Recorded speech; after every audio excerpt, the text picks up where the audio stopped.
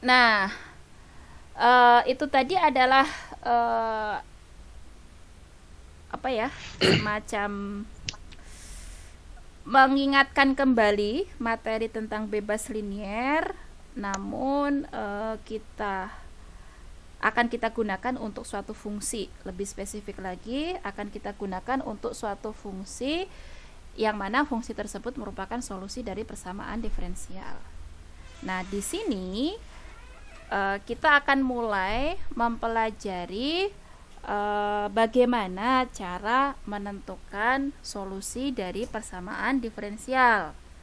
Eh, yang mana sebenarnya kita kemarin sudah memulainya dengan persamaan diferensial biasa, kemudian menggunakan metode pemisahan variabel, selanjutnya menggunakan metode eksak, kalau tidak eksak kemudian kita buat menjadi eksak menggunakan metode faktor pengintegral, kayak gitu ya. Nah, di sini nanti kita akan mempelajari solusi persamaan diferensial homogen.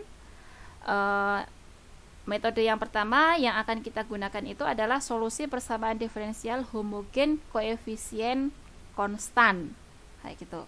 Namun sebelum ke situ, kita akan memperkenalkan beberapa terminologi dasar yang intinya kalian harus dapat ilmunya dulu nih supaya nanti kedepannya tidak bingung kayak gitu.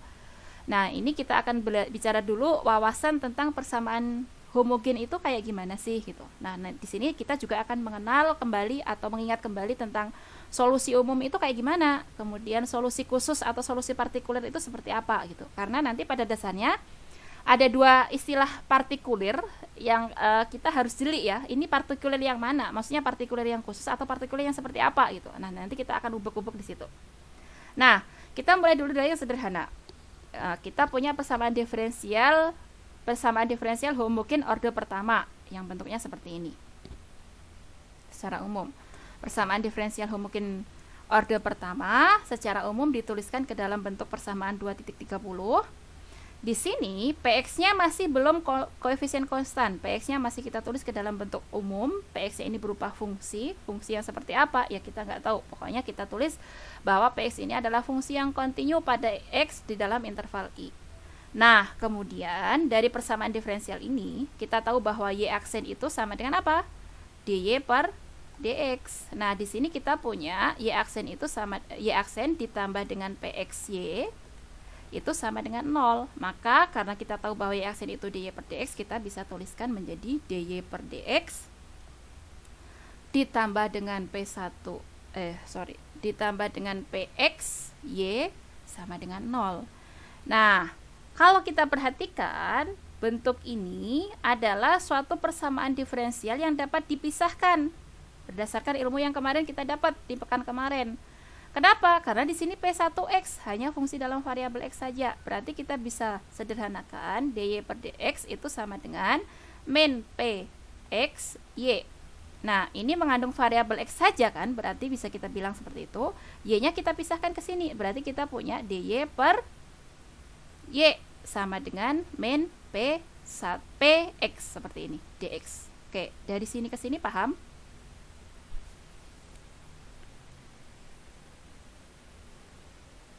Paham nggak? Oke, paham.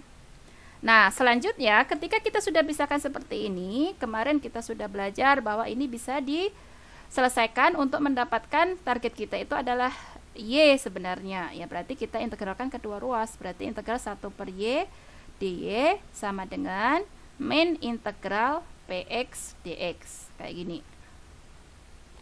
Nah, kemudian kita integralkan, kita tahu bahwa integral 1 per y itu apa? Ln y. Boleh kita tambahkan C1 sama dengan ini, kita tetap tulis dalam bentuk integral karena kita nggak tahu fungsi px-nya kayak gimana. Ya udah kita tulis aja dalam bentuk seperti ini. Dx. Gitu ya. Oh, nggak muat papan tulisnya. Ini ya dx ya. Seperti itu. Nah, kemudian target kita kan y. Berarti kalau target kita y, berarti nanti kita bisa ambil semua eksponensial dari kedua ruas ini kan? Ya nggak? Berarti kita punya e pangkat ln Y ditambah dengan C1 kan? Sama dengan E pangkat min integral Px dx. Setuju?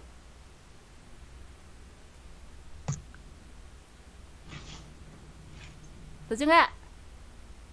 Setuju. Oke. Kemudian yang ruas kiri ini bisa kita tuliskan ke dalam bentuk E pangkat ln Y ditambah dengan E pangkat C1 dikali sama dengan E pangkat min integral Px dx. Oke?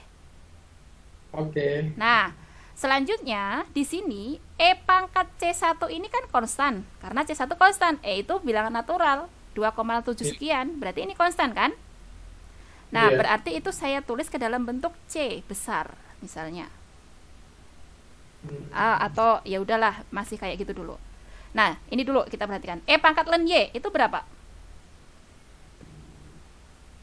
E pangkat Y berapa? E pangkat ln Y berapa? Y. Berarti kita punya Y dikalikan dengan suatu konstanta E pangkat C1. Ini kan ya? Sama dengan E pangkat min integral Px dx. Oke? Oke. Nah, berarti di sini target kita si Y. Y itu berarti ya 1 per E pangkat C1 dikalikan dengan E pangkat min integral Px dx. Ya? Oke. Nah, E pangkat C1 konstan. 1 konstan, berarti semua ini konstan. Saya notasikan Y, berarti Y saya punya C. E pangkat min integral Px dx. Setuju nggak? Setuju. Nah, berarti kita bisa mengatakan bahwa solusi dari persamaan diferensial ini itu secara umum ini. Dengan catatan C besar ini adalah suatu konstanta. Prosesnya apa? Prosesnya ini tadi. Clear? Clear, Bu. Nah, selanjutnya ini tadi persamaan diferensial yang nggak ada nilai awalnya. Nah, ketika persamaan diferensial ini diberi nilai awal, yaitu seperti ini, maka dengan cara yang sama persis yang kita lakukan di minggu kemarin, kita bisa substitusikan nilai X-nya X sama dengan A, kemudian nanti akan menghasilkan B, gitu kan ya. Berarti ini tadi kita bisa sebut dia sebagai solusi umum. Nah, ketika kita substitusikan nilai awal ini ke solusi umum ini, nanti kita akan mendapatkan ini. Ini itu dia disebut sebagai solusi khusus. Itu ya. Jadi ini sudah proses substitusi nilai awal ini ke sini akan mendapatkan ini, maka kita akan mendapatkan solusi khusus. Nah, di sini disimpulkan bahwa ini tadi solusi umum, kemudian karena solusi umum, maka dia dinamakan sebagai keluarga solusi. Keluarga solusi itu apa? C-nya kita bisa ganti gitu. C-nya berapa kayak gitu, yang menyatakan bahwa C itu adalah suatu konstanta. Maka solusi umum ini dia memiliki sekumpulan keluarga solusi. Namun ketika kita sudah substitusikan nilai awal, maka dia akan menjadi solusi khusus, yaitu solusi khususnya ini. Kayak gitu. Nah, hal ini menunjukkan persamaan 231 itu dari semua sekumpulan dari semua solusi. Kemudian kalau yang ini tadi dia adalah solusi yang akibat efek dari substitusi nilai awal ini tadi. Nah, dia disebut sebagai solusi khusus atau sering juga kita sebut sebagai solusi partikulir. Namun hati-hati dengan partikulir di sini ya. Ingat, partikulir yang ada yang kita hadapi saat ini itu adalah solusi khusus akibat adanya substitusi nilai awal ke solusi umum kayak gitu. Oke, kayak gitu ya. Ini ketika dia persamaan diferensial orde pertama. Nah, kalau orde n gimana? Orde n ini gimana ya? N-nya nggak tahu, bisa jadi 10, bisa jadi 11, bisa jadi 3, bisa jadi 2. Karena orde n itu ya menyatakan bahwa dia persamaan diferensial orde tinggi gitu, lebih dari 1. Nah, secara umum, bentuk umumnya kalau tadi persamaan diferensial orde 1, dia dituliskan secara seperti ini, 2.30. Kalau orde tinggi, persamaan diferensial orde n homogen itu dituliskan di persamaan 2.33 kayak gini. Paham? Penulisannya aja ini hanya supaya kita tidak ngacak lah penulisannya, maka secara umum formalnya persamaan diferensial order n itu dituliskan kayak gini. Nah, pertanyaannya, kalau tadi kita punya solusi umum dan solusi khusus dari solusi persamaan diferensial homogen order 1, kalau sekarang yang kita hadapi itu adalah persamaan diferensial order n, itu solusi umum dan solusi partikulir atau solusi khususnya itu bisa diperoleh ketika kondisi yang kayak gimana, kayak gitu. Tadi kalau kita perhatikan di sini saya punya persamaan diferensial order 1, saya punya, kalau dia dilepas tidak ada nilai awal, maka saya punya solusi umum.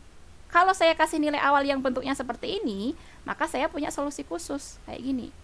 Nah, sekarang kalau persamaan diferensial order n, kondisi yang seperti apa yang membuat persamaan diferensial itu memiliki solusi partikulir atau solusi khusus, kayak gitu. Sebenarnya kan kalau solusi umum ya lepas aja, saya punya persamaan diferensial kayak gini nih. Ya udah, saya punya solusi umum, selesai itu ya. Tapi ketika dikasih nilai awal, saya punya solusi partikuler yang bentuknya kayak gini. Nah, kalau kayak gini ya, kalau umum nggak ada syarat apapun, ya kita bisa mungkin mendapatkan solusi umumnya. Tapi solusi partikulernya gimana? Maksudnya gimana ini? Syarat yang seperti apa supaya si persamaan diferensial order tinggi ini dia memiliki solusi partikulir? Ini yang akan kita bahas ya. Nih. Nah, ini untuk menjawab pertanyaan itu tadi, ini kita punya teorema 8. Teorema 8 ini tentang eksistensi dan ketunggalan dari solusi persamaan diferensial order tinggi. Nah, lagi-lagi persamaan diferensial order tinggi ini kita tuliskan kembali ya, bentuk umumnya seperti ini dengan catatan bahwa P1X, P2X sampai Pnx itu adalah merupakan merupakan koefisien dari turunan-turunan ini tadi, yang mana P1 sampai P1x sampai Pnx ini merupakan fungsi yang kontinu pada interval tutup I.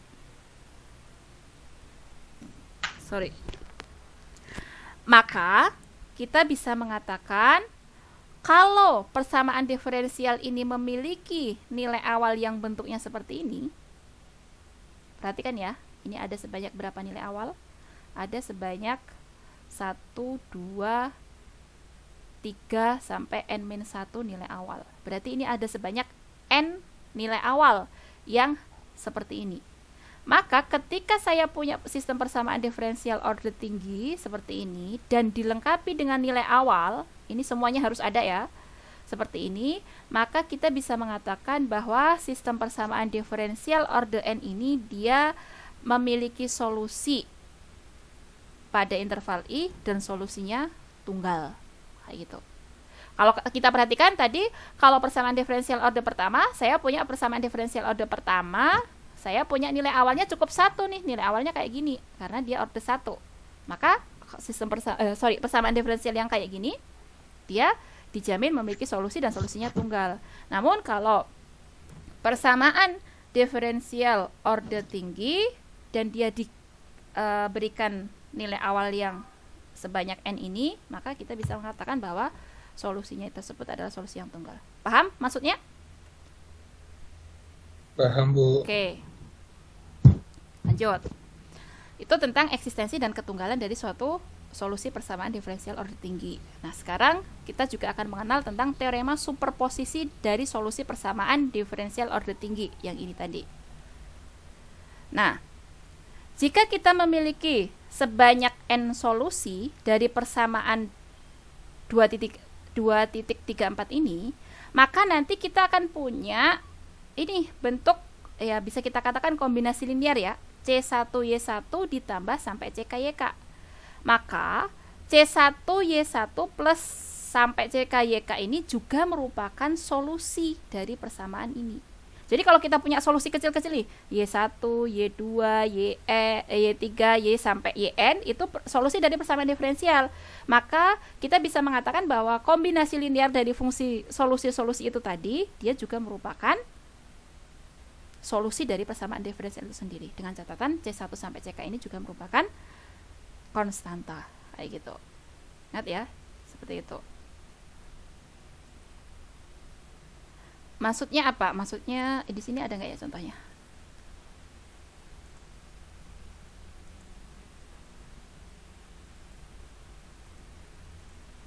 Nah, ini. Kita punya persamaan diferensial homogen kayak gini. Nah, ternyata Y1 yang seperti ini dan Y2 seperti ini itu merupakan solusi dari ini.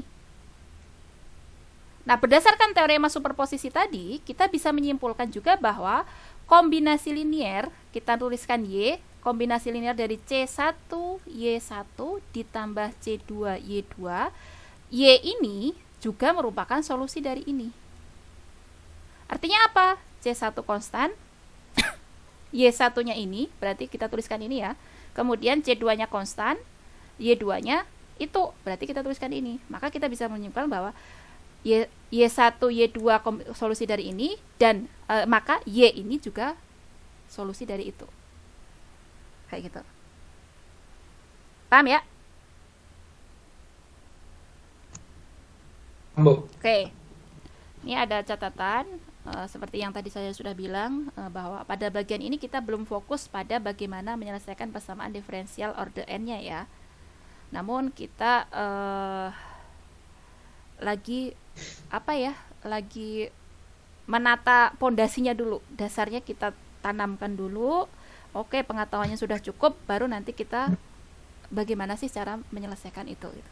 Jadi nanti cara menyelesaikannya itu akan disampaikan pada materi selanjutnya itu.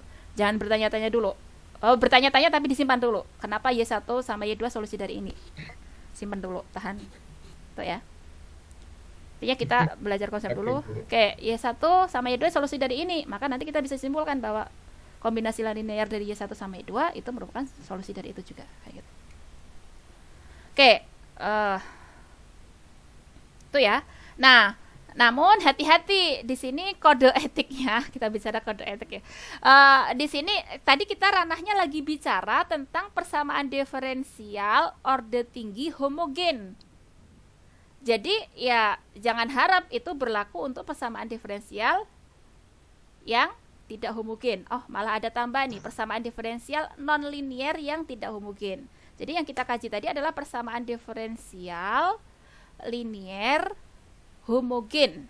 Itu ya yang perlu kita garis bawahi. Jadi teorema tadi berlaku untuk kondisi persamaan diferensial yang linear dan homogen. Kalau kondisi non-linear dan tidak homogen gimana? Ya itu nanti urusan lain lagi. Nanti kalau kita kembangkan itu banyak. Nanti mungkin kita juga akan sampai ke situ. Nah, gitu ya. Oke, contoh kasusnya seperti ini. Ini kita punya persamaan diferensial homogen tapi non-linear. Melihat non-linearnya di mana? Melihat non-linear di koefisien dari Y double aksen ini. Ini ada X pangkat 3. X pangkat 3 itu suatu bentuk yang tidak linear. Nah, di sini kita punya solusi Y1 sama Y2. Ini merupakan solusi dari persamaan diferensial nonlinear ini. Tadi kalau si teorema sebelumnya mengatakan bahwa kalau saya punya Y1, Y2, ini kombinasi linearnya solusi dari ini juga gitu. Tapi kondisinya ini adalah persamaan diferensial linear yang homogen. Tapi ketika kita menjumpai Y1 sama Y2 itu adalah solusi persamaan diferensial non-linear tidak homogen, non-linear homogen untuk kasus ini, ternyata kita tidak bisa mengatakan bahwa kombinasi linear dari ini itu solusi dari ini. Kenapa? Di situ kan kita punya Y1-nya sama dengan 1, Y2-nya sama dengan X2, X kuadrat. X kuadrat. Maka kita bisa mendapatkan kombinasi linear itu Y sama dengan, kita tuliskan 4 dikalikan Y1 ditambah 3 dikalikan X kuadrat. Maka kita punya apa? Y-nya 4, Y1-nya 1, berarti 4 kali 1 ditambah 3 X kuadrat. Berarti Y sama dengan 4 ditambah 3X kuadrat. Kayak gini. Nah, ini kita tidak bisa mengatakan Y ini solusi dari ini. Kenapa? Karena persamaan diferensial di sini dia tidak linear. Kenapa? Tidak linearnya dilihat dari mana? Dari sini nih. Ini ada X pangkat 3. Gitu. Jadi kita mau mengatakan bahwa teorema yang tadi itu hanya berlaku untuk persamaan diferensial homogen dan linear. Itu ya yang perlu ditekankan. Nah, hal yang sama di contoh 2 kita punya di sini sebelum masuk ke contoh 2, di sini persamaan diferensialnya non linear tapi homogen. Homogennya ditandain dari mana? Oh, ini ruas kanannya sama dengan 0, tapi ini tidak homogen. Oh, berarti ini kita bisa mengatakan ini bukan solusi dari itu tadi gitu ya. Nah, contoh yang kedua, ini persamaan diferensial linear tapi tidak homogen. Tidak homogennya dilihat dari mana? Dari sini nih. Ruas kanannya dia ada nilainya, dia bukan nilai 0. Nah, walaupun saya punya Y1, Y2 seperti ini merupakan solusi persamaan diferensial yang tidak homogen, maka saya tidak bisa menyimpulkan bahwa kombinasi linear dari Y1, Y2 yang hasilnya seperti ini bukan apa? Enggak bisa kita katakan ini solusi dari itu gitu ya. Artinya apa? Kombinasi linear dari Y1 sama Y2 itu bukan solusi dari ini gitu. Seperti itu. Paham? Bu. Oke, lanjut. Bu, mau tanya, Bu. Silahkan. Untuk kita ngebedain homogen sama nggak homogen itu kan yang pertama itu kan kalau dilihat dari ruas kanan itu kan berupa nilai, Bu ya. Iya, benar sekali. Yang dimana kalau misalkan dia 0 berarti homogen, Bu. Iya. Nah, lalu tadi yang di persamaan 2.37 tadi dia nggak homogen karena kenapa, Bu? Di X pangkat 3-nya, Bu? Ini persamaan diferensial homogen, tapi dia ya, non-linear. Ingat ya, mungkin saya buka sekilas ke materi yang minggu lalu deh di sini.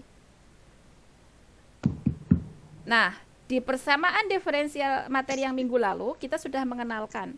Kita punya topik umumnya itu sebenarnya persamaan diferensial linear order n gitu ya. N-nya 1, 2, 3 dan seterusnya itulah ya. Nah, persamaan diferensial ini dipecah menjadi beberapa bagian nih.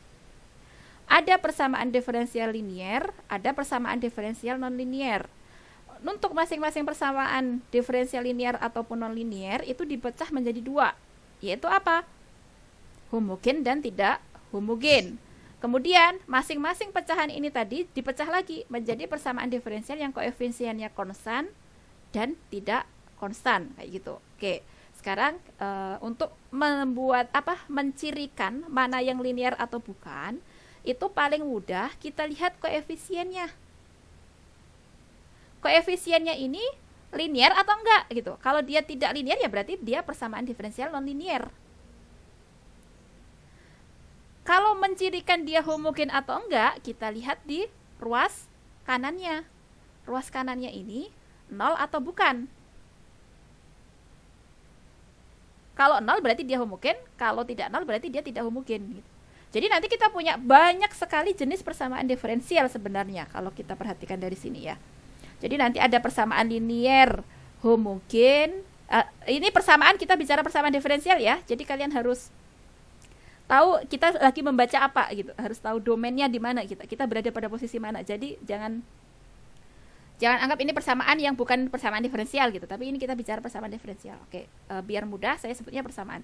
Nah, persamaan diferensial linear homogen, kemudian ada juga persamaan diferensial linear tak homogen, ada juga nanti persamaan diferensial non-linear homogen.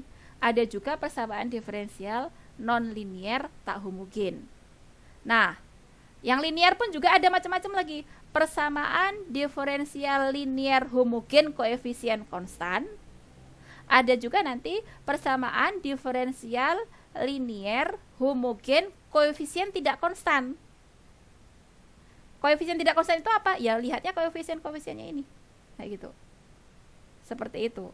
Kemudian nanti yang non-linear pun juga gitu, ada banyak anaknya, anak cucu mungkin gitu ya, kalau kita boleh bilang.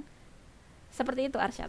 Jadi kalau mau melihat linear atau non-linearnya, mudahnya sih lihat aja koefisien dari bentuk umum ini. Koefisien dari siapa? Dari ini nih. Kita kan punya bentuk umum seperti ini ya. Ini koefisiennya gimana nih? Linear nggak? Kalau linear ya berarti kita bisa katakan linear. Ya tentunya kalau melihat semuanya ya, jangan hanya satu. Kalau ketemu satu saja yang tidak linear, bisa kita katakan bahwa persamaan diferensial tersebut tidak linear, kayak gitu. Seperti itu Arsyad. Kalau homogen nggak homogen di ruas kanannya. Oke. Oke.